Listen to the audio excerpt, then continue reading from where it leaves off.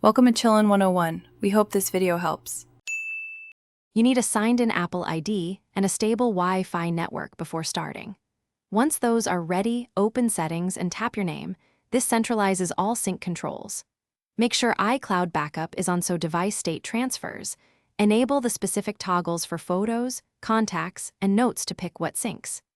If you prefer wired transfers, connect to a Mac and use Finder, or to a PC and open iTunes. That method copies full device backups versus individual iCloud items. Once in iCloud settings, decide how granularly you want data shared and why. Enable contacts and calendars to keep entries current across devices, and enable iCloud photos if you need a unified photo library. Choose Optimize iPhone storage to save space, while full originals remain in iCloud. For email and calendars, go to Passwords and Accounts, add each account, and enable sync for mail and calendars. This prevents duplicates and explains why server-side accounts are more reliable than local entry. To finalize, trigger a manual backup so everything is current. Settings, iCloud backup now.